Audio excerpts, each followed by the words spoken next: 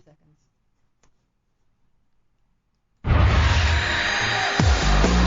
You're listening to the home of cool, irreverent, and entertaining talk right here on LA Talk Radio. You're listening to The Art of Love with your host, Lucia, right here on LA Talk Radio.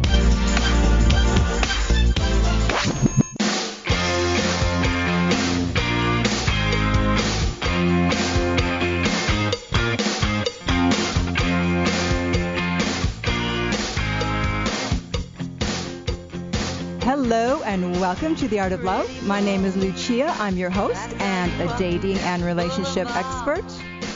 And I'm here to entertain, educate, and enlighten you about love, dating, and relationships, take your live calls, answer your emails, and speak to guests of books which I find interesting. And today, the topic is quite controversial, although more and more dating coaches and experts are endorsing it. And most men don't like it, and also most women don't like it. But we are going to change your mind, hopefully, by the end of the hour.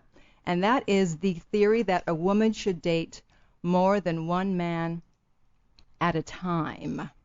Although not necessarily have sex with more than one man at a time. And luckily, my guest is in the studio. It's always nice to have someone here. It's Cindy Lou, the author of The Four-Man Plan, A Romantic Science. Welcome to the show, Cindy. Thank you so much, Lucia. It's great to be here. So Cindy is a professional actress for over 18 years. She's performed in theaters across the country and in dozens of television shows, films, and commercials.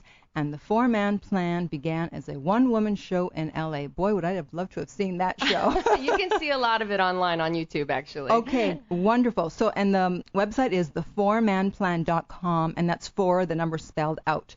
So, what is the Four-Man Plan, and how the hell did you come up with it? Well, the Four-Man Plan was something that I did for myself. Originally, I needed to rescue myself out of just one bad dating situation, relationship situation after another.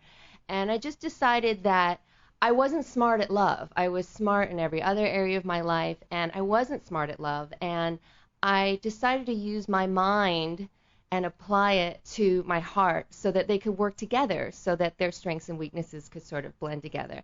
So I just decided to do everything mathematically and a little scientifically, and thought a lot about Einstein quotes and things that made sense, like him saying that we can't solve a problem using the same thinking that created it was just a really big deal for me. Right. So with that quote, I decided to do basically the opposite of everything I had ever done in my dating past, and it started to work. So I did it, developed it I did the plan for 9 months, and towards the end of the 9 months, I met my husband, and Wow. He stayed in the graph for 6 weeks and eventually won everybody out, and we've been married now. We just celebrated our 4th anniversary, but we've been living together for 10 years. Wow. Yeah. And I think you said something that's happening a lot with modern women in that they are very smart, except when it comes to love. I think we're just not educated about it. We're not really given a rudder. We're thrown all of these pop culture icons. We grow up on Cinderella and fairy tales, and then we watch Sex and the City, but that's not an education, that's entertainment, and we're not given an education about how to approach men and be around them and while we're looking for someone to be committed to.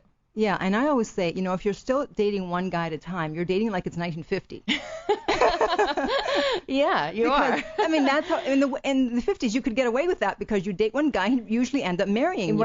Right. And women these days are what I like to call serial monogamists, right? We go from one man to another, whether it's for 2 weeks or 2 years, hoping that he's the one that's going to work out, and then it fizzles or, it goes badly, and we're surprised every time. Plus, we're racking up more drama and scars in the meantime. Every time we do that, we create momentum on this cycle. And so the Four-Man Plan just ends a cycle and has you just start fresh, literally a clean slate, going forward with your dating. Okay, so I'm sure everyone's wondering, what is the Four-Man Plan? Well, the 4-man plan basically is, and by 4, I always tell women, like, don't panic, I mean more than 1 man at a time, up to 4 men at a time, and that not all men have equal value. Mm-hmm. So if you're doing something like online dating, that the men who show interest in you there, that you're bantering back and forth with, they're just a quarter of a man. You've not met them, you don't know anything about them. So you can have, if you're online, say up to 16 men interested in you at one time that you're corresponding with, Mm-hmm. because that's doable. Mm-hmm. The other thing I tell women is, like, listen, if you're not ready to spend time making several phone calls, several emails, and spending 2 or 3 nights or, a lunch date here and there, or coffee, one dinner, then you're actually not ready to have a relationship. Mm-hmm. So if you're not in a relationship and you've got one guy that can see you once a month, then you're not really stretching that muscle of being able to build time to include other people, another person, a partner into your life. Okay, so you say so everyone, when you meet a guy, so does he start off just as a quarter man? Usually, yes. Uh-huh. If you've just met someone casually, randomly at a party or, out somewhere, and you exchange phone numbers, then yes, he's just a quarter of a man. Nothing's He's not happened half yet. the man he used to be. Yeah. And for those of us, those listening and wondering what the heck we're talking about, there are graphs in the book, and I have to say, There are graphs on the website as well. Oh, okay, yeah. So if you go to the website and click down downloadable images, you'll see what we're talking right, about. exactly. But if you don't do that right now, because when I first saw the graphs in the books, being a normal person, I see fractions, I see math, I see graphs, and I get turned off. And so I was like, what? I'm like, okay, forget these graphs. What's she talking about? So at first, I have to admit, I was turned off. But then after I read the book, then I understood them. Then I'm like, oh, okay, I was wondering why you had a stick man with a huge penis in there. But it made sense after you read it. Yeah, at first I was like, I don't know what that is, but okay, I'll keep reading. Well, and what we do is we have a square, and it's called the matrix graph, and it's basically just a 2x2 box. It's a 4-square box. And I have women draw their men that they're seeing into a graph every week to make sure that they're keeping track of everything. But it's sort of like a mini vision board as well, so you know what's going on in your life, and you can project a little into the future. And the reason why you draw the one you're sleeping with a huge penis on it, so you can that penis takes up its own quarter square. Yes, So the man that you're sleeping with is 2 1/4 because you can't have 2 men that you're sleeping with in the graph. So by drawing his penis and making him 2 1/4, that means there isn't room for another one of those in that square. Okay. And it also helps punctuate the importance of the man that you're sleeping with in your graph. Okay, let me get a little mathematical here. Mm-hmm. Okay, so since you said, okay, we're going to go into fractions. Sorry, guys.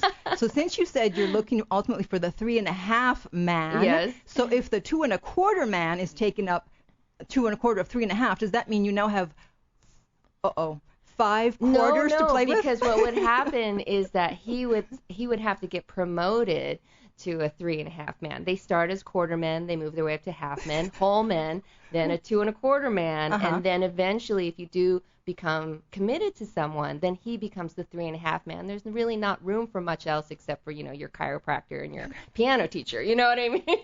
But I'm saying while you have the 2 1/4, see, I knew I'd get confused, then how many other men do you have? Well, then you still have 1 3/4 space in your That's graph. what I meant. 1 Yeah, 3/4. so you can have a whole My math was man, off. you can have 3 more men. You can have a whole man, a half man, and a quarter man. Okay, I thought you could have 5 quarter men. You could have 5 quarter men. It's up See to where you. these fractions No, go? once you start drawing it in and seeing it, You'll understand. You'll totally understand it, because much better than you can even if you're dating one man in your real life. We get so confused and we spend so much time on the ethereal and the future and all that stuff to really just put it down on paper. The way we do work, the way we make our shopping lists, Yes. the way we do everything else is what makes our brain activated as part of the process and communicating with our heart. Okay, and I know people that have done, are doing this, and they said that their self-esteem started to go up. Yeah, that is one of the first signs. I mean, that happens immediately when you start the plan. You feel empowered because there's a way to do it. You're not like running around with your, head cut off. You know what you're doing, and you know how to communicate what you're doing, and that's what is powerful about it. And also, you're not just sitting waiting for one guy to call and wondering where the heck he is. Oh my God, what a nightmare that is. It's hell. No, I mean now when the phone rings, like, oh, who is it? Yeah, you know? which one is it? Quarter man or 2.5 man? Yeah, and even that sense of anticipation of wanting it to be one or another is information for you as well. I mean, the whole plan itself is designed for you to be able to collect a lot of data and make a good decision for yourself. So every step of the process is about collecting data in a way that you can use it.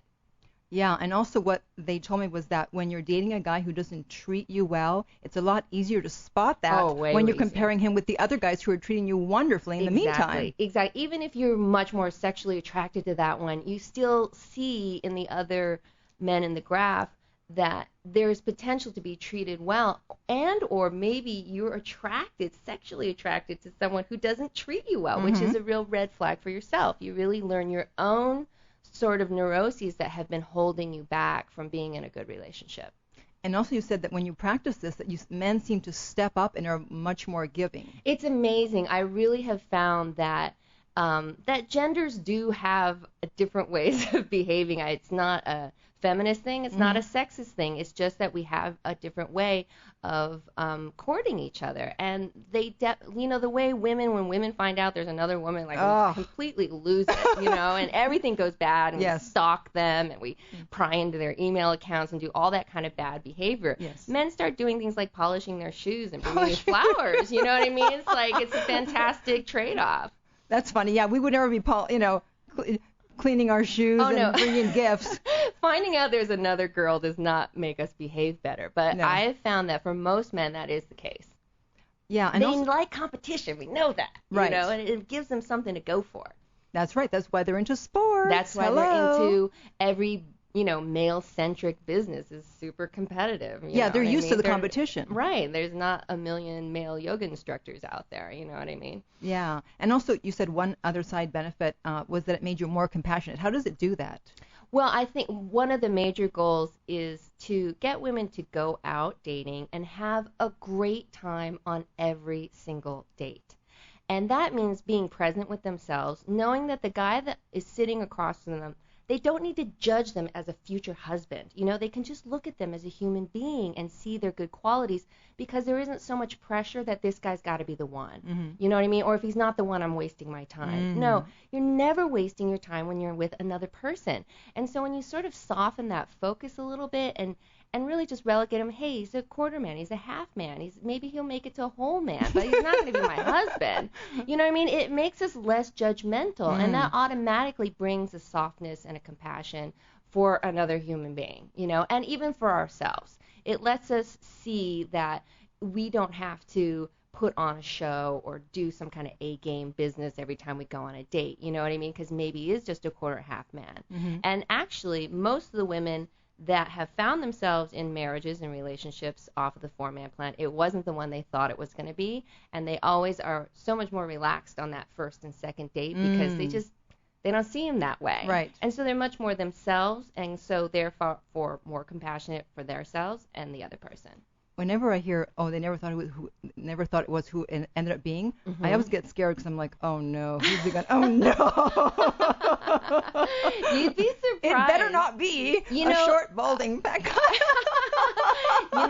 It's generally it's the guy that you think that is such great marriage material for one of your girlfriends. Else. Yes. That's the one.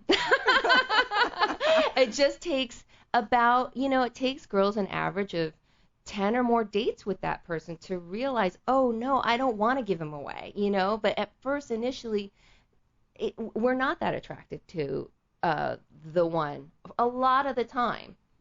So does that mean that you should say yes to everyone who asks you out?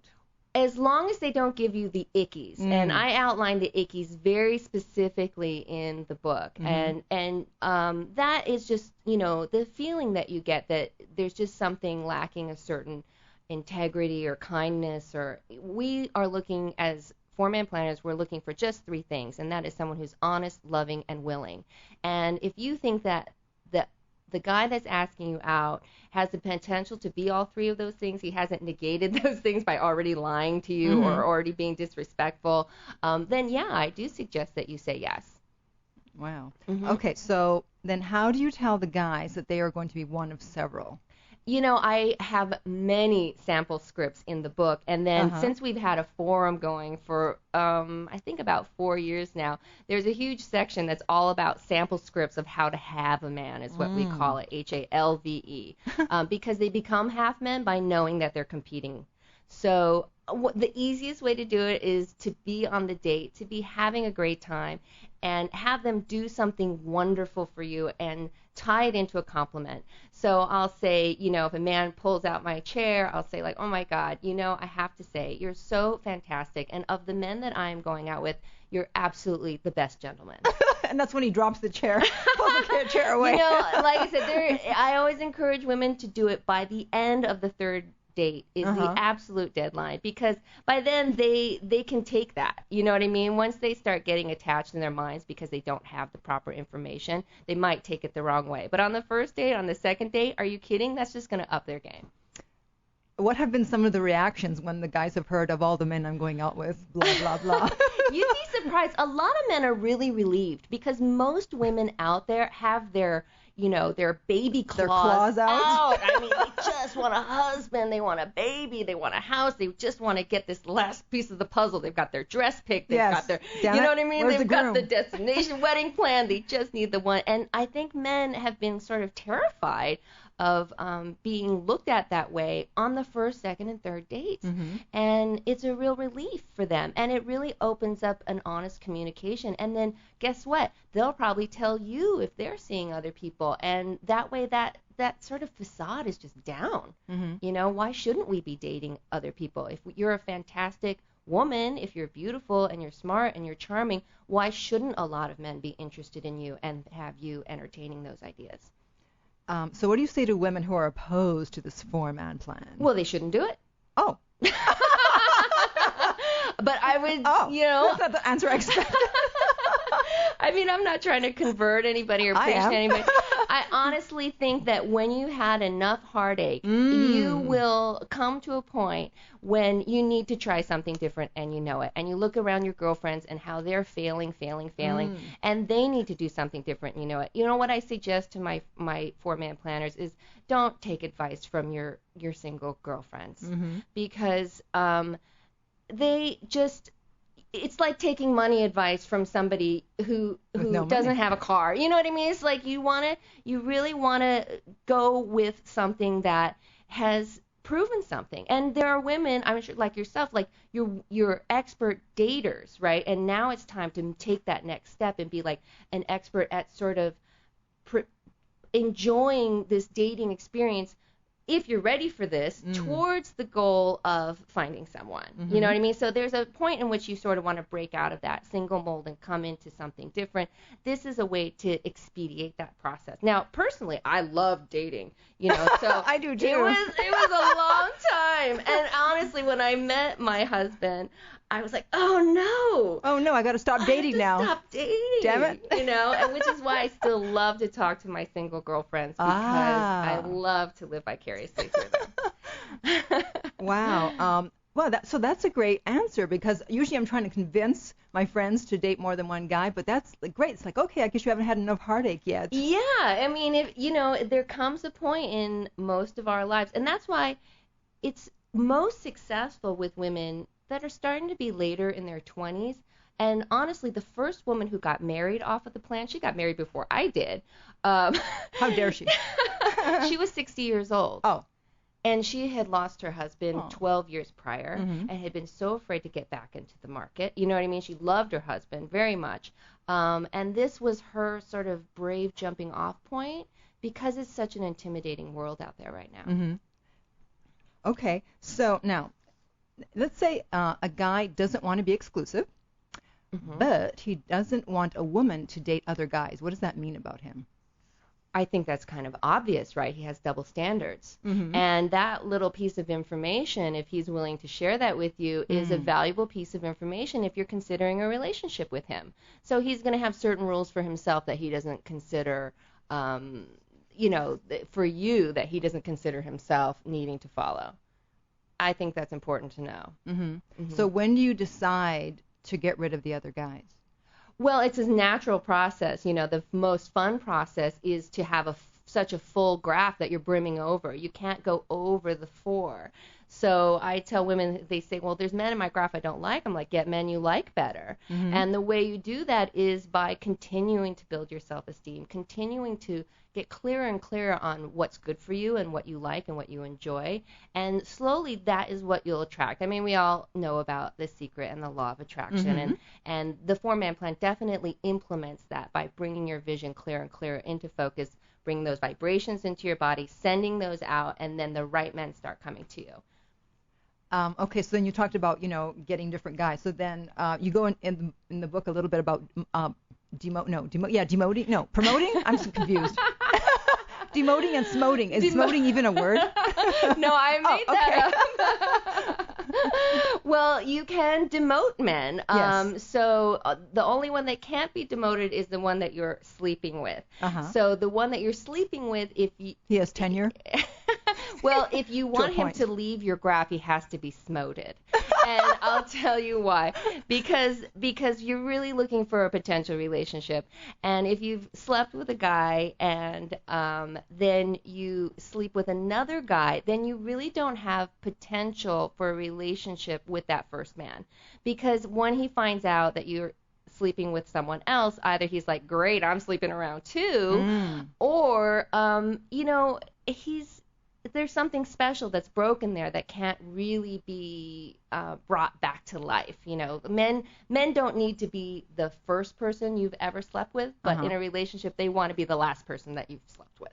So you're saying that if you get rid of guy A to sleep with guy B, but then you decide, I don't want guy B, I want guy A back, he's not going to come back. No, and this is called the rule of Chuck, actually, in my book. Okay. And why the reason is because this makes women think really long and hard about who they'll sleep with next. Okay. So he's got to be better than the guy that they're already sleeping with, as far as relationship potential. And it just gives us that moment of like, wait a minute, I'll have to get rid of this other one. So it forces us to wait that 3rd, 4th, 5th date to really consider who they prefer.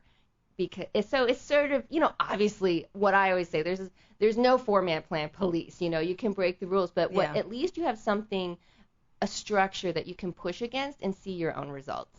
Yeah, and so, I read the book, and I actually posted this on my Facebook this morning, and I asked the guys, I'm like, if you were with a woman having sex, but you weren't committed, and then she went to have sex with some other guy, and then came, would you want her back? And some of them said, if I didn't have feelings for her, I wouldn't care. If it's just a booty call for benefits. Exactly. And one guy said, no, because now she would be stained. And I'm like, what? They have this weird... It's crazy. I know. He really he was brave for confessing that, because most men wouldn't confess that. But they have a purity thing. They want the one that they're with to have purity. And like I said, these days, it can't be that she was a virgin. Right. That hardly ever happens. But the purity now that they're looking for, that they'll settle for, is that after you've had... They don't want to know that you've had them and would ever go to someone else. They want to know that once you were with them, like, you that couldn't was possibly think of having sex with someone else. Exactly. And, they're being really good sports for participating in the 4-man plan, so we got to give it to them. You know what I mean? So then is it more of an ego thing rather than a stain thing? It can be both. It can be a lot of things. There's a lot of reasons why men will say that's just for booty call. I can't take her seriously. You know what I mean? Yeah, because then my answer to him was, so then so unless she was a virgin, then how can she not? No, it's more about the purity of the connection that's created between the two people. And I just think, the book is modern and edgy, and you can have sex and all of that. Yeah. But at its heart, it's very old-fashioned about love. It's very old-fashioned about how two people come together and that it's special. And to preserve that specialness even while you're doing the 4-man plan with each one of the men. Okay, so just in case you missed all that, so if you find a guy and you have sex with him, then do not get rid of him unless you find someone way better that you want to have sex with. Is that right? Did I paraphrase badly? That's a perfect paraphrase. It sounded like a terrible paraphrase. You know what? Screw up. Okay. Yeah. That's another way of saying it. Exactly. Yeah. Just look for the stick man with a big penis. That's right. And you'll see. Okay, so in terms of, talking about having sex, Sure. you said that, and again, we're paraphrasing here, a man can't use his brain and boner at the same time, so he'll take what he's offered, meaning that if you just throw him sex on the first day, he'll take it, Yes. and only afterwards, when he's alone, will he decide what category you're going into. Yes, it's never his fault if you slept with him. Great. Talk about being double rules, double standards. It is, and there are some, obviously, there's gender, there's ways that our brains work. So if you're on a date with a guy and you've had a couple cocktails and you're making out and he gets excited, that's it. Now he just wants to have sex. Even if before he got excited, he thought, you know what, I really, really like this girl. I think I can take her seriously. He's always going to, I'm not going to say always, because there are exceptions to every rule, but he's probably going to take the sex. And then he's going to say, well, she's too easy for me to take seriously. But he's going to take the sex. He's not going to really, what man goes like, no, baby, I want to wait. It's not really up to the guy. And he's not culpable for it. I don't hold a man responsible for us having sex. I hold myself responsible for us having sex because it's my choice. You know what I mean? And they always want to have sex. You know what I mean? They're going to take it wherever they can. So, because it's easy for them. I told my husband, I said, listen, if I want to have sex with a man, it'll take me about 45 minutes. You know what I mean? Like, I could be having sex with a man in 45 minutes. Not you. You know what I mean? Oh, okay. And 45 minutes, not long. Just walk on the street and grab someone. Exactly. It's but not that's that long. our point of view. Men don't have that. No, they don't. Thank God. They have to work really, really hard for it. So when somebody offers you a freebie, of course you're going to take it. But we have freebies there everywhere. And that's why we don't want it all the time, because we know we can get it in a second. And that's why it's our responsibility to decide when we have sex. Right. Okay, so the women that are listening, let's say they're already sleeping with someone, but they don't have a commitment with him, and they want to start using the plan. So what should they do with this guy? Right. Well, so this is the point at which they can just say, you know what? You're my lover, and it's fantastic, and I want to keep it that way, but I would love to, just start seeing other people. And I will do you the courtesy of letting you know if I become intimate with someone else, if you'll do the same for me. That's it. Okay. And what'll happen a lot of the times is the guys will go like, oh, do you want to be my girlfriend? They've been waiting for a reason to sort of take it to the next level, and they haven't had one. So a lot of times women read the book, they approach the person that they're sleeping with, that they want a relationship with, that they can't get a commitment from, and boom, next thing you know, after you go on one date with a quarter man, you're in a relationship with that man that you've been sleeping with that you couldn't get an answer from. See? Isn't it funny? Yeah, that happens quite frequently. Competition, and yet women are so afraid to use that card. They are, and I don't know why, because we're the fabulous ones, we're the gorgeous, mysterious creatures that need to know what kind of influence that we should and can have over men. The power of the feminine is so underrated, underused, understood. We all know what men can do. And we're competing. We all know that we compete quite well in their standards. We can make as much money as them. We can have careers like them. But what about the thing that we were born with, the power that we were born with? That's what I want women to explore. And that takes this kind of confidence in knowing once you have your own experiences, where your power lies. Well, and I think the power of women has been squashed down through the ages because it is so powerful, and men didn't like it, and so they tried to kind of keep it hush-hush. Absolutely. And now they've turned it around, and they're just using women as booty calls, and women are allowing themselves to do that. Oh, they're making us think like it's our idea. That's what we want. Yeah, exactly, or that we even want it. And so you get caught up in that, and then after a certain period of doing that, you're like, well, wait a minute, I didn't really want this, but I just kind of got caught up in the whole situation. Absolutely. And it's fun, sure, it's fun, but it's not using our abilities, which are yet to be revealed in most women to their fullest abilities, And also, it doesn't bring out the best in men, and you don't, because different men will treat different women different ways. Absolutely. It's a circular thing, with women not taking the power in the love arena, we've sort of infantilized men a little bit about what their responsibility is in this relationship in order for something to grow. Yeah, so that's why they're willing to say, well, I don't want to pay, let's go Dutch. Oh, yeah. They're looking for a sugar mama. Yeah, all that stuff. Yeah, because women let them get away with it. And so it's our responsibility to educate them about how this is supposed to go. Yeah. Well, I know. I mean, it was too much over in one direction in the 50s. It was. Then with the sexual revolution, it went totally in the opposite direction. Yes. And now we need to bring it back to a balance in the middle. Yeah, we need to find that happy medium, and that's why I like integrating women's analytical minds into this process, because that's the perfect integration. That's, the left side of the brain and the right side of the brain and the heart and the vagina and everything working together in concert. That's our ultimate skill, multitasking.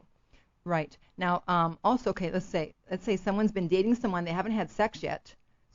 So how do they tell him that he's going to be going on a 4-man plan? Well, it's like I said, it's a very casual thing. It's not a heavy sit-down talk. It's just a comment here and there that says, you know what, I'm actually, if they call and they call on a Thursday and want to date for Friday, you know what, I'm already going out with someone tomorrow. Would you like Saturday? You know what I mean? So it's these are the ways that you reveal it to the men and let them figure it out, and you just, if they ask you, you answer honestly, and that's it. Okay. So let's go back to the sex. Okay, let's go back. Now, what is the Wait for Sex plan? So the Wait for Sex Index is one of the most important graphs that it seems in the book. Yes, I agree. Because basically it's saying that the longer you wait for sex with a man, the nicer he... The more gifts you get. It's true. But the nicer he is to you, and really what you're doing... and which is sad, but okay. It is, but and this is kind of a gauche way of putting it, but in terms that we can understand. You're sort of setting your price. You know what I mean? So you're saying I'm not that easy and I'm not that cheap. Yeah, so start spending, buddy. No, I mean, obviously it's not at all. Not about that. And I don't encourage women to just go out for men with money, although money's nice. It is. I did okay in that department. Good for you. But it's a matter of, they sort of know what it's going to take to get that intimate side of you, to get that part of you where you surrender to him, and because the plan is structured the way it is, you're surrendering only to him. So it's something that as it goes along, and people who wait know, the longer you wait, the better the sex is, not just that first time, but every time after that. And so that's sort of setting the bar, the Wait for Sex Index. The longer you wait, the nicer he is. And then after that is really the point of diminishing returns for the rest of the relationship. That's what he knows he has to do to get you to surrender. Yeah, and it's true because several guys have told me that when a man first approaches a woman and starts to talk to her, what he's trying to figure out is what's going to be the price of entry. Yes. And, the longer you wait, the more you become marriage material. In that case. As long as you're, as long as you... Wait forever. As long as you have your sparkle on when you're going out, and that just means your heart is open and that you're enjoying him and that you're not just judging every single thing, that's really what is marriage material. And that's what you create by waiting. Okay, so then what does a woman do if she's horny? Well, there is definitely room for sex in the graph, and especially early on when you're not really serious about anyone. It's time to have fun and explore. I mean, the women on the 4-man plan were having sex with some men that they would not have sex with because they wouldn't consider having a relationship with them. So somebody quite a bit younger, or somebody maybe that's quite a bit older, or a coworker, or something that's a sticky wicket like that, or an ex, or the exes come back. You'd be surprised when you start doing the 4-man plan. Yes. They come out of the woodwork. Why is that? Well, because they realize that they threw something out that other people want. It's like realizing that you put your Chagall on the curb because it had a tea stain on it. You know what I mean? And somebody snapped it up and people were bidding on it, and now you know what you've lost. You know what I mean? So, and honestly, they don't even have to find out about it. Somehow the vibe just gets out in the ether. All the women word gets out in the universe. Yeah, and the women say, like, they just out of nowhere the exes call, and the exes are really fun to revisit actually while you're on the plan, because it gives you a different perspective on them. Often women get the closure that they need to move forward. Right, because now they're not so attached to that guy. And Yeah, and they can see and compare directly next to another man, and that definitely happened to me. My current husband and my most wonderful and devastating ex actually had lunch together with me. Wow. And sat side by side, and boy, that was a lot of information. Yeah. Was this after you were married? No, this was before my husband was in my graph. He was an associate of mine, and so it was, That's right, the story's in the book. Yeah, it is in there, but it was something else to see him side by side, which I never would have done, and been so open about if I hadn't already been four-man planning and knowing how to juggle men. You just gave me an idea. Okay. Have a party, invite all 4 men. Well, it happened to me. I actually did a comedy show while I was doing the plan about the four-man plan, and because they were all being so wonderfully attentive, I invited them all, and they all came, including my future husband, who wasn't in the graph at that time. He was circling. Yeah, he was circling. There wasn't room for him at the moment. Sorry. And so they all came, so 5 of them there. And at that point I'd become so adept at it, and the thing I did was just everyone got a nice hug and a wonderful greeting, and I spent a few moments with each, and then I left in my own car and went out with some girlfriends. Yeah. That's cool. Okay, you talked about the sliding rule of intimacy, or the slide rule of intimacy. What is that? Well, what I have is the 2.5 quarter man for most women is the man that they're sleeping with, because that's sort of the point of no return for us. That's the point for us that we make the connection and start having expectations like, he should have called me back because we slept together. That's right, damn it. You know what I mean? Like, I should get a return email. And it's really, that's the line where we get a little crazy. But for other women, I've got young girls doing the plan. I've got people that are abstaining until they get married doing the plan. And so I want women to adjust that 2.25 intimacy level to whatever they're comfortable with only doing with one man. Now, if you're, a devout Mormon, I think that's like holding hands is as far as you can go. I don't know. I mean, I had one person who said, like, I just want to go as far as holding hands. I was like, great, then that's your 2.25. Damn. You know what I mean? Damn. And everybody else don't hold their hand, and they can be relegated to the other areas of the graph. Wow, I'm glad I'm not a Mormon.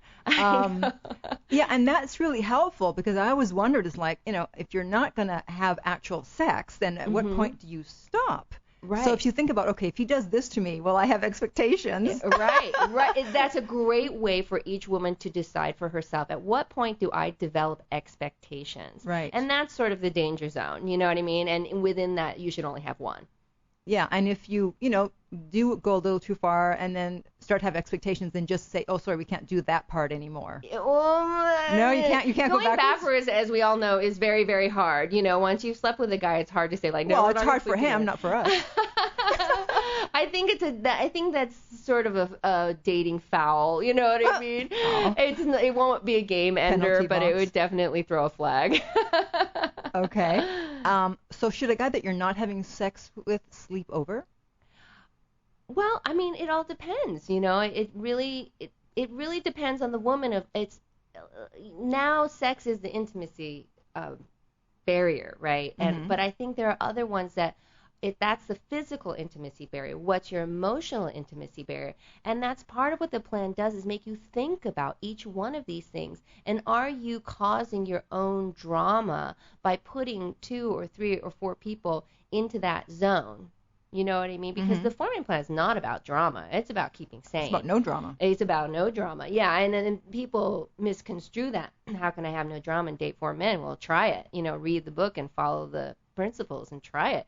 Because once you know yourself better, you know how to stay out of that drama zone. Okay, so going back to something that you just said, the foul, let me revisit that. So let's say, okay, someone listening to the show, they want to do the four-man plan, they've been having sex with someone, but now they're not sure, that he should be the 2.25 man. So you're saying she can't stop having sex with him? Oh, no, absolutely she can. But, that's got to be a conversation. That's got to be something that you talk about, where the rest of the plan is really geared toward not having the heavy talk. Right. You try to avoid talking. Yeah, you do. Because, I had girlfriends who would on the first date or the second date be like, where do you think this is going? To the poor guy. And it's so I discourage women from initiating the talk. And you don't have to initiate the talk when you tell them that you're dating other men. The urgency is on them, not on us anymore. Right. So they will come forward when it's time for them to come forward. Trust me. Okay, so then what is the talk? What would you say to him? Well, I would say, you know what? We're not having sex anymore. That the sex has been great and this has been wonderful, but I just don't know that if we're going to have a serious committed relationship, and that's what I'm looking for. So I'm going to date around with other people. I'm not going to sleep with anyone else. If I do, I would do you the courtesy of telling you. Okay. And I would hope for the same in return. Right. Yes. So you said you may want to get rid of a man who's having sex with someone else. Is that a question? I know. I know I'm out of, I don't have the whole quote in front of me that if you're having, I know. I think what you meant was if you're having sex with him, but he's also having sex, no. If he's having sex with other women? Right, but he's not having sex with you. Is he in the plan? I'm confused. He can be. Okay. You know what I mean? The thing is, what I'm trying to get people to do is not to think so far into the future that they think that they're That's obligated. why I'm getting confused. Yeah. To think that they're obligated to put themselves in relationship positions before they happen, right? So if a man finds out that you're dating other men and it's the first date and he gets jealous, that's taking an inappropriate amount of possession over you too soon, and it's the same as vice versa. If you've just met someone and he's a player and you decide, but he has all the other things and qualities and you get along and there's a connection, and you can say, you know what, I'm going to include this player on my graph. I'm not going to sleep with him, because he is sleeping with other people. I would advise that. It doesn't have to be that way, you know what I mean? But that he's going to know where he stands in this as well. And that he'll figure it out, that if he really wants you, that sleeping with those other women is not the way to your heart. Yeah, but if they were already there when you showed up, what right do you have to say, get rid of them, it's date 2? You know what I mean? You don't. Right. Yeah. And you said something interesting. You said that if you trust a guy who's not always honest, your trust will mess with his head. How does that work? That sounds good. The thing is, people, once you become someone who is not suspicious, then you will not attract men who have suspicious behavior. Oh. Because in order to be suspicious, you need something to be suspicious of. Right. So what I train women to do is just trust him. Anyway, he's just a party. He's a half man. He's a quarter man. Who cares? Just trust him.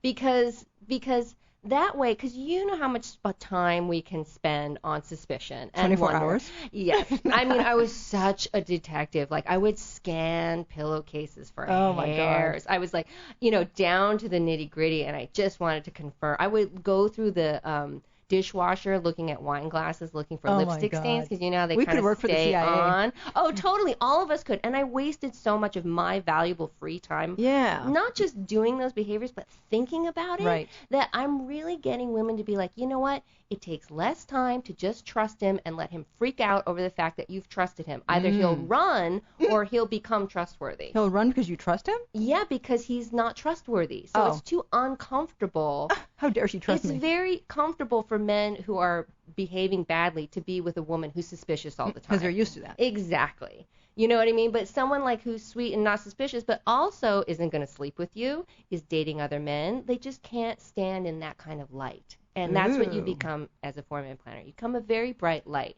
Cockroaches scatter. That's so cute. Yeah. I mean, speaking of suspicions, one time, I was, this guy, was emailing pictures and stuff, and I started to suspect maybe, something was up. So, you become such a genius at finding clues. So I thought of, I'm going to download his picture from my cell and put it on my desktop and see if I can get the date of that picture to see if that's when he took that picture. To see if he was telling the truth, if that's where he was on that date. But there we are, using our analytical mind, our computer skills, everything that we possibly know to behave badly ourselves.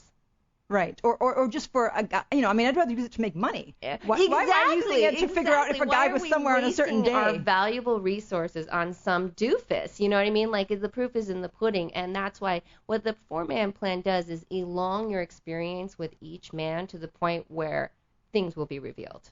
Right. Instead of going on 2 dates and deciding, you don't like his pants collection and just getting rid of him.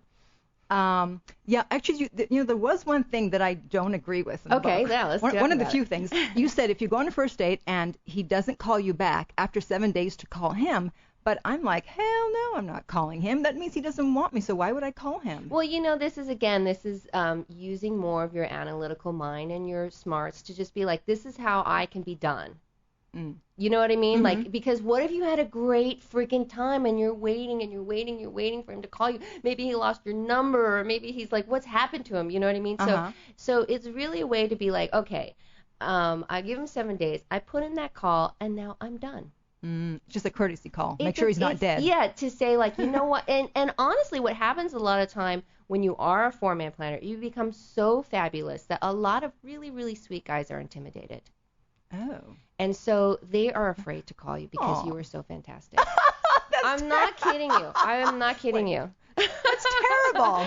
And this is, the thing is, women are looking in all the wrong places because a lot of the sweetest guys are not pushy. They're in no way aggressive, and they're easily intimidated by the kinds of women that we are when we're in full bloom. They're not used to seeing it. Wow. So that 7-day call is also like, you know what? I liked you. We had a nice time. And if you're at all intimidated, like, no, here's me reaching out to you. So there's a lot of reasons to do it, but it just puts an end to a lot of mental strife, basically. Do you agree with it? Yeah, from that point of view, I can. But, I'm such an egotist. It's like, hell no, I'm not calling him. Yeah, I mean, it's funny. It's a weird way to take dating less personally, in a way. You know what I mean? Because people do have emergencies and people do have things that happen, and they're not necessarily going to update the girl that they went on one date with. Right. You know? Obviously. It happens. So you say to call after 7 days. Can you wait, 2 or 3 weeks? Yeah, I would just, for me, it's like end the anguish. If you're in anguish, just end it. If you had a great date and he didn't call, just call after 7 and just end it. But I think it's important to reach out within a reasonable amount of time so that they haven't moved on. Yeah, actually, this happened with someone who's now like a great friend. I met him, and this was like back a few years ago when I would, get personal on the first date, so to speak. We had a little bit of intimacy, and then I never heard from him again. I'm like, that was a really great guy. I'm like, where is he? Where is he? And so I waited 3 weeks, and then I called him, and he was like, so happy to hear from me. Exactly. And then we became the best of friends. Yeah, and it happens all the time. I mean, the thing that happens with 4-man planners too is that they end up being friends, getting business from, and having great other resources by including these men in their life in this way. You don't burn your bridges, basically. Yeah, and if someone doesn't end up being a romantic interest, they may introduce you to a romantic interest. Oh, absolutely. And us girls, we like to recycle our quarters, I say. We swap them around. Wow. Okay. So now I understand more. Thank you so much for writing this book. Was there anything I left out, didn't ask you that you wanted to say? No, this is really fun. And I just think, if you're single, I would encourage you to give it a shot, and I would be happy to coach you through it. So you offer coaching? Absolutely. I offer, there's a forum, and on the forum, I answer as many questions as I can, and there's a backlog of information there as well of the most common questions. Like I said, there's all these scripts about how to tell guys that you're seeing other men, because that's a hard part of the process. Yeah. But I also do private coaching, both in person, on the phone, and through email. Wonderful. So the book is The 4-Man Plan, and the website is the4manplan.com. And thank you so much. Thanks so much for having me. Yes, I'm going to encourage all my fans, listeners, whatever you want to call them, to do this. I'm going to endorse it because I just think it takes so much mental anguish out of the whole dating. And it's fun. It's really fun. Yeah, because, I had another expert on a few weeks ago, and she was talking about, she endorses 3 men, and she was saying that, this one woman, this one guy, he didn't want to commit, and he was not happy that she was dating 2 other guys, and she said, but she was going out with 3 men, and she was having a fabulous time. Absolutely. And I got jealous. I'm like, what? I want to date 3 men and have a fabulous time. Think about Gone with the Wind before it went terribly wrong, which wasn't her dating fault. But just think about what a wonderful time that is, and how, this is how we should be. We should be treated this way all the time. Yeah, as opposed to scrambling.